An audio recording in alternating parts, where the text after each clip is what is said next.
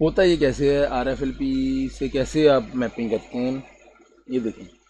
अब for example, अब ये अगर आपके पास एक क्रोमोसोम है, एक DNA है, ठीक है। अब इसके ऊपर एक जगह पे आपके पास एक स्निप है, ठीक है। अब फॉर एग्जांपल ये एग्जिस्ट करती है स्निप ऐसी जगह पे जो कि एक रिस्ट्रिक्शन एंजाइम की टारगेट साइट है। सबसे पहले तो आपको पता होना चाहिए रिस्ट्रिक्शन एंजाइम क्या होते हैं। रिस्ट्रिक्शन एंजाइम को आप नॉर्मली मॉलिक्यूलर सीजर भी लोग कह देते हैं। ये वो एंजाइम्स हैं जो DNA को किसी स्पेसिफिक साइट पे कट करते हैं। किसी कोई एक टारगेट साइट होती है इनकी, ठीक है, जो कि कोई स्पेसिफिक सीक्वेंस होता है, उसको आइडेंटिफाई करके वहाँ पे ये कट करते हैं। अब अगर वो जो इसका स्पेसिफिक सीक्वेंस है उसके दरमियान एक स्निप मौजूद है, स्निप जिस तरह का स्निप आपने देखा था वो पीछे वाली स्लाइड में, ठीक है, अभी दिखा था इसमें, ठीक है। अब ये फॉर एग्जांपल जो स्निप है यहाँ पे, ये अगर उस सीक्वेंस के दरमियान में एग्जिस्ट कर रही है ये स्निप, ठीक है, वो सीक्वेंस जहाँ पे उस एंजाइम ने कट करना था, रिस्ट्रिक्शन एंजाइम ने, ठीक है। अब अगर तो ये वाला सीक्वेंस आएगा ना, तो हो सकता है कि ये उसका टारगेट है, यहाँ से वो कट कर दे, फिर यानी कि ये सीक्वेंस ठीक हो, इसे वो आइडेंटिफाई करे और वो इसे कट कर दे, तो ज़ाहिर है फ्रैगमेंट जो बनेगा वो डिफरेंट होगा। जो DNA का फ्रैगमेंट होगा उसकी लेंथ डिफरेंट होगी, ठीक है। अब हो सकता है कि ये वाला जब सीक्वेंस आता है तो इसे वो आइडेंटिफाई नहीं कर पाता, तो एंजाइम कट नहीं करेगा। समझ आ रही है ना। अब जिस अगर एक इंडिविजुअल है उसमें ये दोनों क्रोमोसोम्स हैं, तो वो इस क्रोमोसोम को कट करेगा, इसको नहीं करेगा। जब आप एंजाइम अप्लाई करेंगे तो जो आपके पास डिफरेंट फ्रेगमेंट्स आएंगे, ज़ाहिर है जब आप उनको वो जेल पे रन करेंगे तो अपने साइज़ की बेसिस पे ये डिफरेंट जगह पे आपको देगा बैंड, और ये डिफरेंट जगह पे, क्योंकि इसका साइज़ जो है वो बड़ा होगा, इसे उसने कट नहीं किया, ये बड़े साइज़ का फ्रेगमेंट होगा, ये थोड़ा आपको उसके करीब नज़र आएगा जहाँ से आपने वो लोड किया था DNA पे, और ये थोड़ा आगे तक रन कर जाएगा क्योंकि ये छोटा फ्रेगमेंट है, इसे कट कर दिया है एंजाइम ने। समझ आ रही है ना। तो इसलिए इसे कहते हैं रिस्ट्रिक्शन फ्रेगमेंट लेंथ पॉलीमॉर्फिज्म, कि ऐसा फ्रेगमेंट जिस पे आपने रिस्ट्रिक्शन एंजाइम अप्लाई किया था, अब उस फ्रेगमेंट की लेंथ की बेसिस पे आपको ये पॉलीमॉर्फिज्म देता है। समझ आ रही है। तो RFLP ये चीज़ है कि अगर ये एग्जिस्ट करती है स्निप उस सीक्वेंस के दरमियान जिसको आइडेंटिफाई करता है कोई रिस्ट्रिक्शन एंजाइम, तो वो हो सकता है एक को आइडेंटिफाई करता है एज इट्स स्पेसिफिक साइट और दूसरे एलील के साथ वो नहीं करता, तो फिर वो एक को कट करता है दूसरे को नहीं करता, जो आपको पॉलीमॉर्फिज्म देता है। समझ आ गई। आपको डिफरेंट बैंड्स देते हैं जिनकी बेसिस पे आप इनको आइडेंटिफाई कर सकते हैं आफ्टर PCR, ठीक है। तो ये मैं वही शो कर रहा था आपको कि अगर यहाँ पे ये एग्जिस्ट करता है उस जगह पे, तो जब आप उसको अप्लाई करते हैं, ठीक है, एंजाइम को, तो जहाँ पे वो सीक्वेंस को आइडेंटिफाई करेगा वहाँ पे कट करेगा, जहाँ पे उसमें चेंज होगा वहाँ पे कट नहीं करेगा।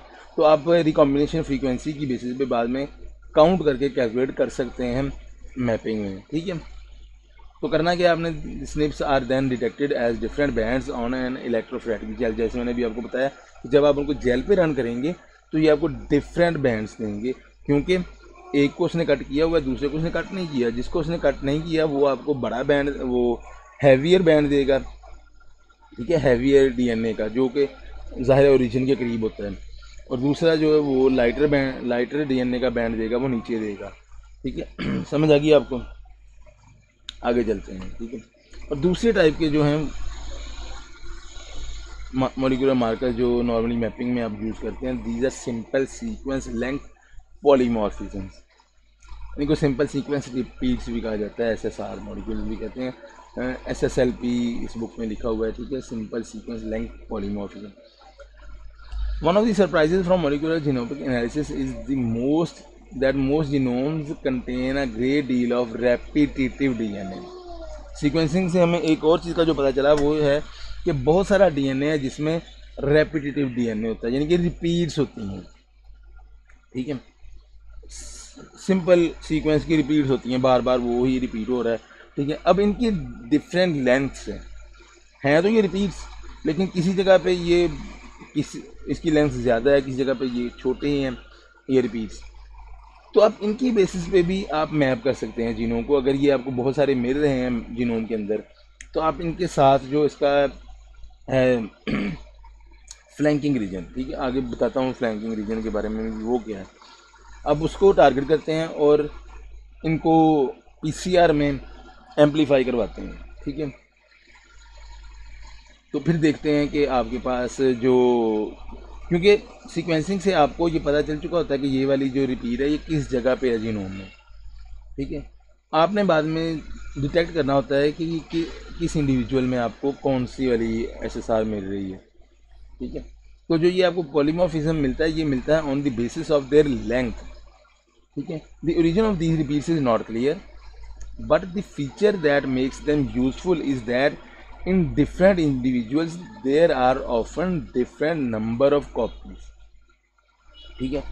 किसी ऑर्गेनिज्म में इनकी कॉपीज ज़्यादा होंगी, किसी में इनकी कॉपीज कम है, तो इनकी वही जो लेंथ है ना, लेंथ उसकी बेसिस पे, जैसे हमने वहाँ पे RFLP में पढ़ा था ना कि उसके जो लेंथ है उसकी बेसिस पे आपको डिफरेंस मिलता है। तो यहाँ पे भी इनकी नंबर ऑफ कॉपीज़ कम या ज़्यादा होने की वजह से इनकी लेंथ ज़्यादा या कम होती है। तो आपको यहाँ पे जो पॉलीमॉर्फिज्म मिलता है वो उसकी बेसिस पे मिलता है, जो डिफरेंसेस मिलते हैं वो उनकी बेसिस पे मिलते हैं। इसी वजह से आप इनको मैपिंग में यूज़ कर सकते हैं। They are also sometimes called variable number tandem repeats. Variable number, वही वेरिएबल नंबर का मतलब कि इनकी नंबर ऑफ कॉपीज़ का डिफरेंस है। Variable number tandem repeats, tandem का मतलब होता है कंजर्वेटिव, ठीक है। तो ठीक है, आगे चलते हैं। तो यानी ये कंजर्वेटिव रिपीट्स होती हैं, लेकिन नंबर इनका डिफरेंट होता है। SSLPs commonly have multiple alleles, as many as 15 alleles have been found for an SSLP locus। तो इनके जितने भी एलील्स होंगे वो होंगे इनके नंबर ऑफ कॉपीज के डिफरेंस की बेसिस पे। तो इनका इतना ज़्यादा डिफरेंस होता है कि ये आपको 15 तक भी एलील्स देती हैं, ठीक है। As a consequence sometimes 4 alleles 2 from each parent can be tracked in a pedigree, ठीक है। आपको इसके 4 एलील्स भी मिल जाते हैं अक्सर, ठीक है। 2 types of SLPs are useful in mapping and other genome analysis. 2 तरह के नॉर्मली यूज होते हैं, एक है मिनी सैटेलाइट और दूसरे माइक्रो सैटेलाइट।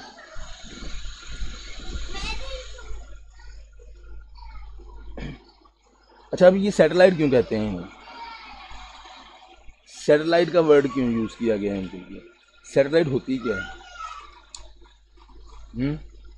क्या होती है सैटेलाइट? जिस तरह से आप यहाँ से एक सैटेलाइट छोड़ देते हैं तो वो आपसे अलग दूर जाके आपको फंक्शन कर रही होती है, ठीक है, आपसे दूर रहती है, ठीक है, ठीक है। इसी तरह से जब हम देखा गया कि जब DNA को आप एक्सट्रैक्ट करते हैं, ठीक है, एक्सट्रैक्ट कर देते हैं, when genomic DNA is isolated and फ्रैक्शनेटेड, और उसे अलग किया जाता है with the use of physical techniques, ठीक है। जब आप उसकी फ्रैक्शंस बनाते हैं तो जो रेपिटेटिव सीक्वेंसेस हैं, ये वाले जो रेपिटेटिव जो SSLPs हैं, often form a fraction that is physically separate from the rest. ये आपस में मिलके एक अलग आपको बना देते हैं फ्रैक्शन। बाकी सारा DNA अलग नज़र आएगा, ये आपको अलग जगह पे मिलेंगे, ठीक है, उससे सारे अलग हो जाते हैं मिलके। तो इस वजह से इनको सैटेलाइट कहा गया, ठीक है। That is it is a satellite fraction in the sense that it is apart from the bulb, ठीक है। बाकी सारे से ये अलग रखी गई है अलग हो जाते हैं, इस वजह से इनको सैटेलाइट कहा जाता है। तो इनमें ये मिनी सैटेलाइट और माइक्रो सैटेलाइट 2 तरह के होते हैं, जो कि इनके ज़ाहिर साइज़ की वजह से कहा जाता है, ठीक है। मिनी सैटेलाइट क्या है? Mini satellite marker is based on variation in the number of tandem repeats of repeating unit from 15 to 100 nucleotides long, ठीक है। ऐसे यूनिट जो कि 15 से 100 न्यूक्लियोटाइड लॉन्ग हैं, उनके नंबर की बेसिस पे, उनकी टैंडम रिपीट्स की बेसिस पे जो मार्कर यूज़ किए जाते हैं उन्हें कहा जाता है मिनी सैटेलाइट मार्कर।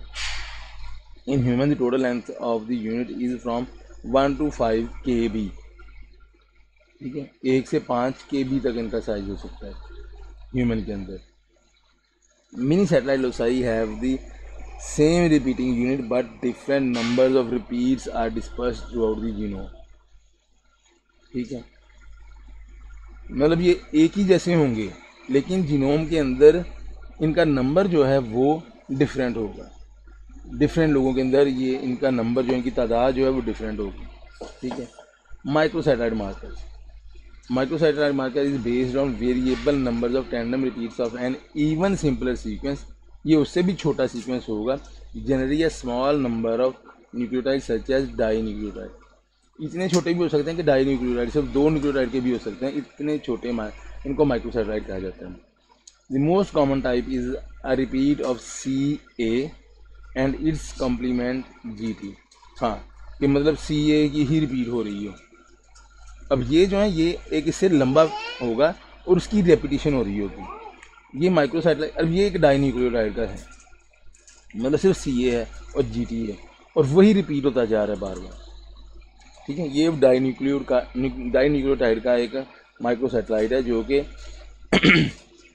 जिसमें रेपिटेशन आपको नज़र आ रही है। और ये भी इसी तरह से, जिस तरह इनका नंबर डिफरेंट होता है, इस तरह इनका भी नंबर डिफरेंट होता है। Most common type. ठीक है, आगे चलते हैं। आगे इनको कैसे डिटेक्ट करते हैं? ठीक है, इन्हें डिटेक्ट कैसे किया जाता है? इनको भी उसी तरह से आप PCR से डिटेक्ट करते हैं। ठीक है, PCR से। सबसे पहले तो आपको ये बताना चाहिए PCR है क्या। क्या PCR? अब आपको ये पता होना चाहिए PCR क्या है। ये आप लोगों को अगली असाइनमेंट ना दे दूँ ये। अब आपको असाइनमेंट के टॉपिक्स देने हैं, उनमें से किसी एक को PCR के बारे में भी दूंगा। ठीक है, क्लोनिंग क्या होती है, PCR क्या होते हैं, डिफरेंट किस्म की टेक्निक्स। ठीक है, तो करते आप क्या हैं, PCR करते हैं। PCR के लिए सबसे पहले तो आपके पास ये देखें, ये मैंने एक बनाई है स्लाइड आपके लिए। ये देखें कि एक है SSR, ठीक है, सिंपल सीक्वेंस रिपीट। ठीक है, इसके दोनों साइड्स पे जो रीजन्स हैं ना, इन्हें हम कहते हैं फ्लैंकिंग रीजन्स। ये यहाँ पे और यहाँ पे सेम होंगे। जो ये वाला रीजन है और जो ये वाला रीजन है ये सेम होंगे। ठीक है, इसी तरह से ये वाला रीजन और ये सेम होंगे। आपने ये वाला रीजन आइडेंटिफाई कर लिया थ्रू सीक्वेंसिंग।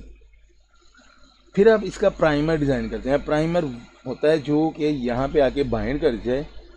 ठीक है, यहाँ पे बाइंड करे जिस तरह से इसने किया है, तो वो समझ लें कि ये वाला सीक्वेंस होगा। जो प्राइमर होगा ना, वो समझ लें कि ये जो इसका सीक्वेंस है या जो इसका सीक्वेंस है वो होगा जो आप ऐड करेंगे PCR के लिए। फिर आप उस पर PCR करेंगे। PCR के टाइम पे वो जब यहाँ पे ऐड होगा तो यहाँ से स्टार्ट करेगा DNA रेप्लिकेशन को। ठीक है, तो आपके पास इतने हिस्से की रेप्लिकेशन हो जाएगी।